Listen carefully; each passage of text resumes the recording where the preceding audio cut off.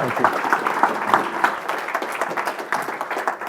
So, if you are interested in that test that Tom was talking about there, it's called the Reading the Mind in the Eyes test. Actually, he missed the killer detail, which Simon Baron-Cohen is Sacha Baron Cohen's cousin who created it. But here's the interesting application of it. So, a few years ago, trying to understand whether there was any sense of collective intelligence, whether there was any sense that a team had like a collective intellect, a researcher called Anita Williams-Woolley took the Simon Baron-Cohen test and started testing different teams.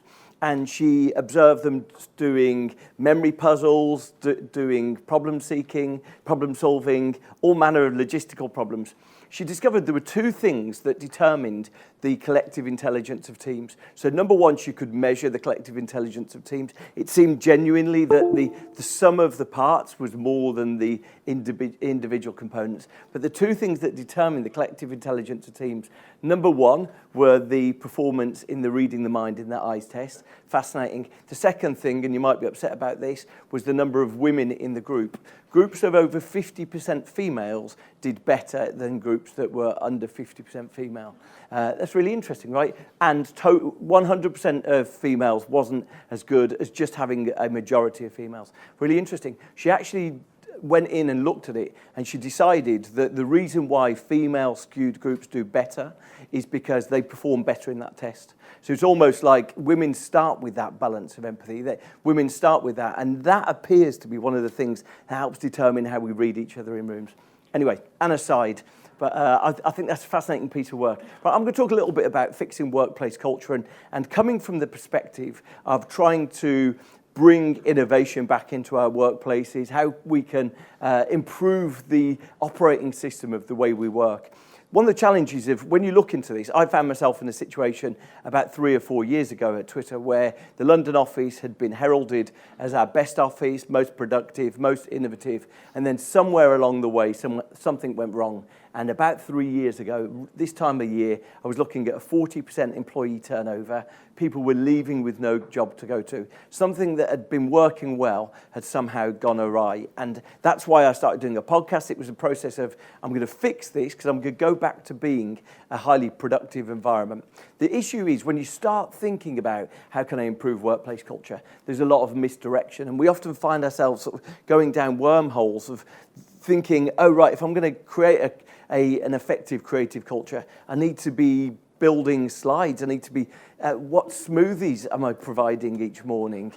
Someone described it to me as the smoothie delusion, but it's very easy to find yourself thinking, I need to create a workspace that feels playful. I often think if you were to sort of take the images, modern work is becoming like the Fire Festival. It looks fantastic in the photographs. It's just a terrible place to spend your time. And so, in the spirit of don't be evil, I thought I would look into a silent evil that potentially is having a big impact on the way we work. And it's this. So one of the fundamental things, there's a really wonderful TED talk by a woman called Amy Cuddy about body language. One of the fundamental things that we learn from human behavior is this. Power is disinhibiting. Okay, so power is disinhibiting. So people who are high status, you might observe this, are more likely in your team meetings to have their hands behind their head, more likely to lean back, they're more likely to, if anyone puts their feet on a chair or a table, it's more likely to be the boss. Power is disinhibiting. When people are in high status, they often do things that low status people wouldn't do. So the critical thing about this is understanding the quid pro quo, the flip side of it. The flip side of it is that lack of power is inhibiting. And this is one of the things that we often neglect, we often misunderstand. So this is a couple of subservient sort of monkeys and apes we're both apes, in group dynamics where these are subservient animals where they're deferring to the alphas in the group. And not only do they repress their behavior, they repress their body language. They sort of try and reduce themselves to become as small as possible. You might think that's a sort of slight aside, but it comes down to this fundamental dynamic then. Power is inhibiting, the lack of power is uninhibiting. But what we're starting to observe is that this has an impact on the way that we work, the way that we operate.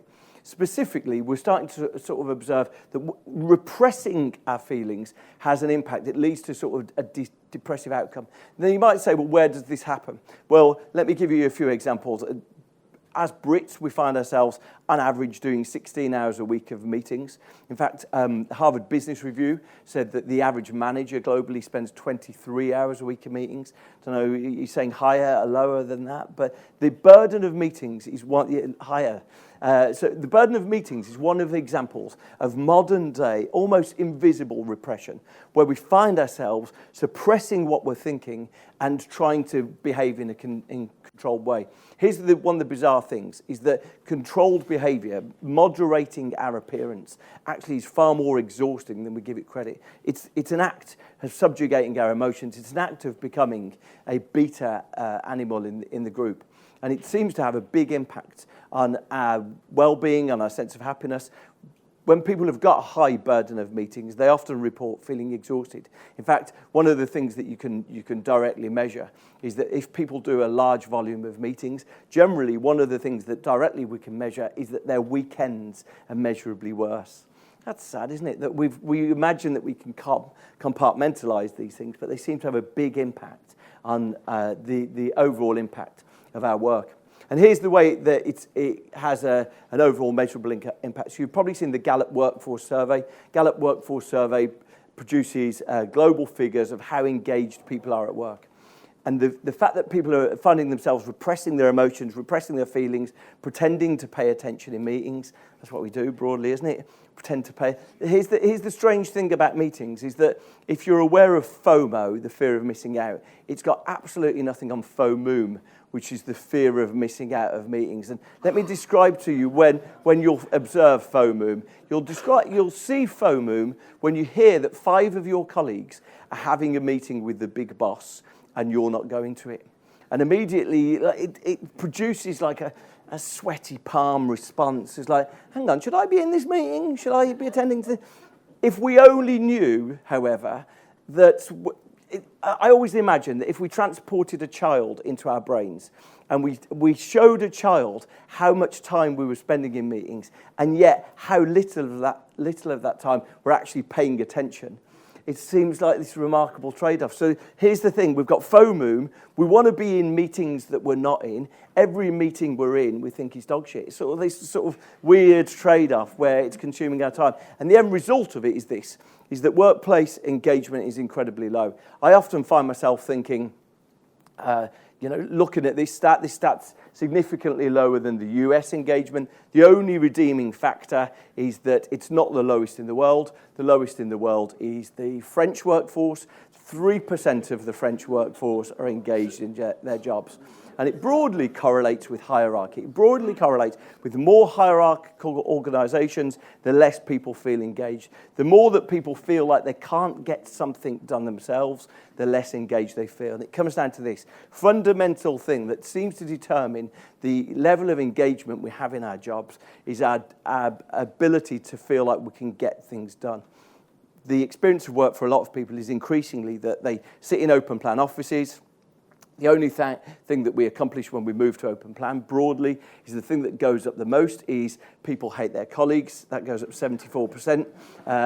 Emails is the second highest increase. That goes up 67%. So open plan offices, unfortunately, have a big impact on us feeling overwhelmed and interrupted. The interesting thing about that is that it directly correlates with something called attention residue. So attention residue is the notion of how our thinking works. Attention residue is actually a really critical component for us understanding how we think about making stuff. There was a really interesting piece of work done a few years ago by Paul Allen, sort of one of the founding fathers of Microsoft. He wrote a blog post that really talked about 2 mindsets. And I think when we're thinking about innovation, actually this is really critical. He says there's a manager's mindset of managing time, and there's a maker's mindset. And he said, well, let me explain the differences. The differences are a manager's mindset can split a day into 15-minute chunks. It can be about quick whizzing around, quick directions, quick interactions. That can feel like a satisfying day. A maker's mindset is very different. to create something, to produce something, to actually come up with a breakthrough idea requires blocks of time.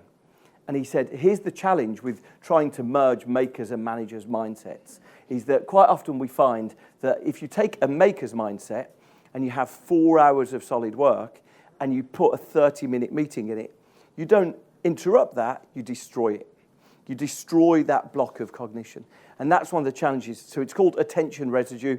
Broadly, the science of attention residues is that when we shift between activities, it takes our mind between 7 and 20 minutes to get back into what we were previously doing.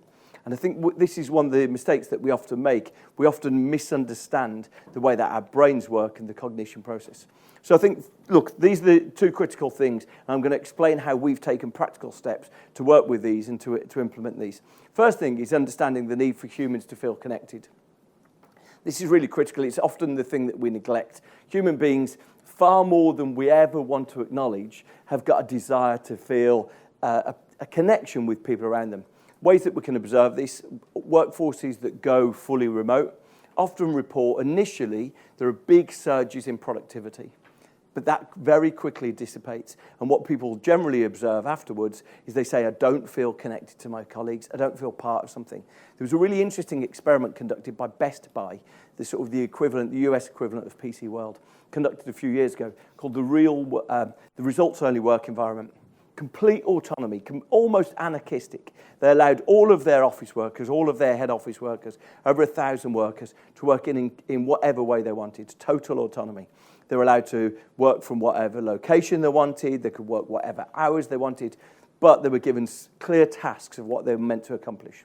So far, so good. It sounded like when we think about the version of the future that we can most understand, that feels like the version of the future. One guy bought himself a camper van, drove around the US doing his job while he followed his favorite band around. Someone else decamped to Florida, just spent the time living a wonderful life down in Florida. What they very quickly realized was that they lost any sense that they were more than just individuals. They became just free traders operating, just doing their jobs. As part of their rules, they made all meetings to be optional. And what they found very quickly is they lacked any cohesion between the team. And generally, this is what we seem to be discovering when people do go to that completely remote, that completely anarchistic version of work. The interesting thing is that there's some wonderful work done by some researchers out of the Massachusetts Institute of Technology, taking sort of the badges that you're wearing today, and they track how workers in offices, they use badges like that to track interactions between workers, then interactions on digital software as well. And they observe through that. There's been a company called Humanize spun out of it. They observed through that people who work remotely communicate about 1/5 as much as people who work in co-located environments. One of the strange things about when people are co-located is that it appears often it's the trivial, almost chit-chat conversations that lead to something productive. So when people are only conversing 1/5 as much, and we work on the basis that each act of interaction probably is in service of work getting better, that reduction in interaction seems to have a big impact on their overall productivity. Second thing I mentioned is when we need to be thinking about work. So we need to be thinking, if the operating system of modern workers is thinking about how they can feel connected, but also how their process, how their mind actually works. And I think this is a critical change in terms of understanding how we can get more from work. It's one of the reasons why the incidence of burnout is so extraordinarily high right now. So 50% of office workers are reported, according to the World Health Organization, 50% of British office workers are reported to be feeling in a state of burnout. Largely a reflection of, in the last 15 years, the average working day has gone up from 7.5 hours a day to 9.5 hours a day. We took email onto our mobile devices, thinking it was going to give us more time to mess around. And unfortunately, it's actually increased the volume of work. The impact has been burnout. For me, there's some really interesting lessons we can learn from neuroscience about the impact on this. So let me go into one example. So one of the most critical things, I think, in terms of thinking about how our brains work is the more we look into it, there seems to be evidence that our brains are far more finite than we would give them credit. This quotation is from a guy called Daniel Levitin. And he summarises a piece of quite complex science, but I think he summarises it in a really beautiful way. He says this: our brains are configured to make a certain number of decisions per day. And once we reach that limit, we can't make any more, regardless of how important they are. So that's the summary. The science of it, actually, if you can go and search Google Scholar, it's called ego depletion, the science is, confusingly. But it poses a really important question. Because if any of us are tasked with trying to produce more from our teams, the one thing we often find ourselves is we don't tend to make decisions of scarcity. You'll recognise this yourself. You know that you need to have a big meeting, so you work long in advance of that meeting. You find yourself at the kitchen table, finishing emails late at night. You find yourself working really on a pattern of behaviour that you might have done during your previous life as a student. But what you delete from that memory of that student life is that you used to have a lie-in the next day after you submitted the essay. You then had 6 weeks off recovering. And we delete those parts of the story when we're trying to regard ourselves as superhuman. This poses really important questions. You see examples of this throughout. You might find yourself, if you get home from work one day and your partner or your flatmate tries to say something to you, and your immediate response is, I just need a minute, I just need a minute. Or another example of where we see this, what we generally observe is when people reach the end of their sort of cognitive ability for the day, it's not that they can't make decisions, but the decisions they make are borderline random. So if you've ever found yourself at 8 o'clock in the morning resolute that you will not go to have more chocolate digestives that night, and yet there you are, 11, 12, 13 hours later, sitting by I'm a Celebrity, ploughing through half a packet of hobnobs, then you might be observing an illustration of this. My favourite example of this, Andy Murray, greatest living British person, said he was asked about 5-set tennis matches. And he said the critical thing about 5-set tennis matches isn't the physicality.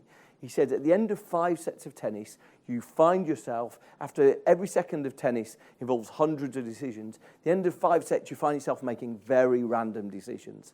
You find yourself doing things that make no sense, because our brains are far more finite than we give them credit. So having acknowledged that, what are the other things that we should be aware of? Because I think this can help give us an entry point into understanding how we can get more from ourselves, more from our workers. Well, actually, if we looked into our brain as more of a processor, and we sort of looked into the lessons of neuroscience, neuroscience would broadly give us this indication, this model of how cognition works. Cognition broadly has got three, the most simple model of cognition has got 3 systems that run through it. So the first one is sort of the main thing that we get done in life, our executive attention network. So that's you typing an email on your laptop, that's you watching a show on Netflix, whatever you're choosing to do is your main activity, the executive attention network is doing it for you.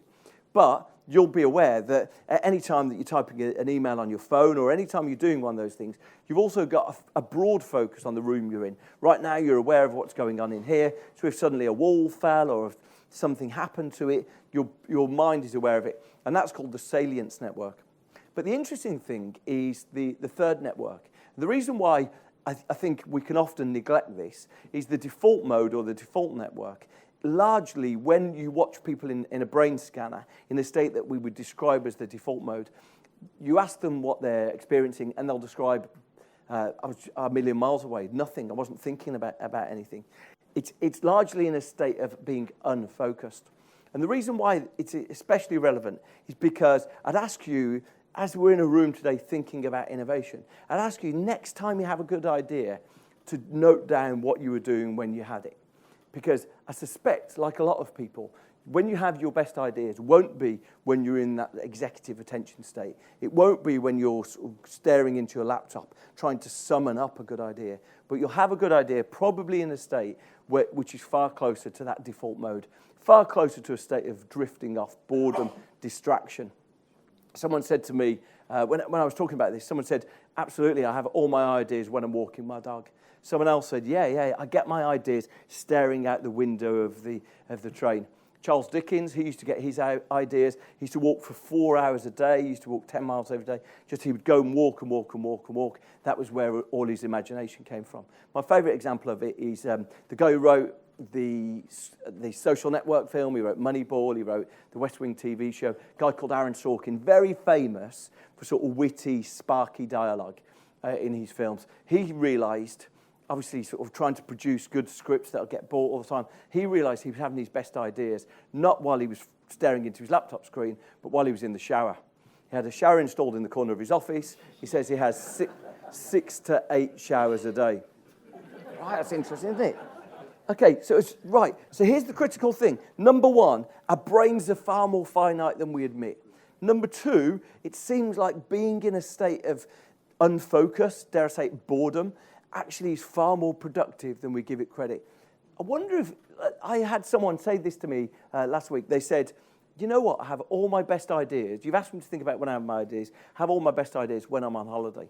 Absolutely, because you think about how our brains work. We load information in relentlessly. We're sort of on our phone, we're chewing through podcasts, we're listening to the news, we're getting through so much activity. And it's only those moments when we stop doing that all of a sudden our brain has the opportunity to connect those things and to produce some thoughts. Allowing boredom. Do you remember boredom? Do you remember boredom? Do you remember, like no kid born today will ever understand boredom, right? Do you remember those hours of boredom, just like sitting? I was thinking about this, just those hours of just desperately begging your mum for something. But there's a strange thing that we've sort of largely as society eliminated boredom. You think about it next time you call a lift. Right, you used to call a lift and then press the button again and then press the button again, then hold the button and then jiggle the button. Now you press the button and get your phone out. Right, we've sort of eliminated those moments where we'd be in a state of distraction and boredom. And it seems like the evidence we have, it seems like that boredom's far more productive than we think. So when I'm thinking about these things, what can any of us do? Well, I guess the first thing I would say is that the experience of modern work for so many people is becoming one where it's no wonder that burnout is overloading. We've created an environment where even in environments that are meant to be creative and productive, we've created a burden, a taxation of emails, a taxation of meetings. It's draining that limited cognition we've got. We've posed ourselves big questions at Twitter. So one of the things that we've tried to think is, okay, if we're aware that that's the way we work is to some extent, this is going to be any firm's competitive advantage. What can we do to take actions against that? First thing we tried is we've worked a lot on silent meetings. So you'll find my colleague has done, if you search the Silent Meeting Manifesto, you'll find his description of that. The silent meetings actually originated from Amazon. Jeff Bezos realized that PowerPoint was so performative and so male-skewed that he abolished PowerPoint from meetings. He said, we're only going to have meetings when there's a decision to be made. Interesting. So we're not going to do these weekly standing meetings where we're all turn up. We're going to have decision-led meetings. He realized that people need to be informed about the decision they're making. So broadly, the Amazon system is you write a 4-page document, you propose it to everyone, and everyone sits in silence in the meeting reading the document. So we've evolved that. My colleagues' blog post, the Silent Meeting Manifesto, you'll see that we actually use Google Docs as our version of that. Generally, people go in and annotate their feelings and their comments, and then we have someone who supervises that and tries to run the meeting. And we've found that actually it has two impacts. Number one, it massively reduces the need to have meetings. And secondly, it makes the meetings that you have far more productive. We're currently setting about something slightly more radical, which is to try and abolish every meeting that doesn't have decisions running through it. And look, it comes down to this. I remember chatting to an advertising creative guy, and his point, a guy called Dave Trott, and he said something to me. He said, always the reason why ad creative has always felt like an exciting business is because it's been felt that creativity is the last legal competitive advantage that anyone can produce that no one else can attack. And I think that's actually where we're starting to get to when it comes to working in different ways. Most of us, because the tools we use are almost prescribed, this calendar that sits in front of us that begs to be filled, this inbox that begs to be answered, because of that, we've allowed the way that work looks to be determined by things that are meant to be there in the background to hold the building up rather than to be the substance of the building. It's only by challenging those things, it's only by challenging the fact that we're allowing work to be shaped in such a way without us willfully choosing it, that we're going to, I think, challenge that and get back to an environment that allows all of us to feel as fully creative as we're able to be. Thank you very much.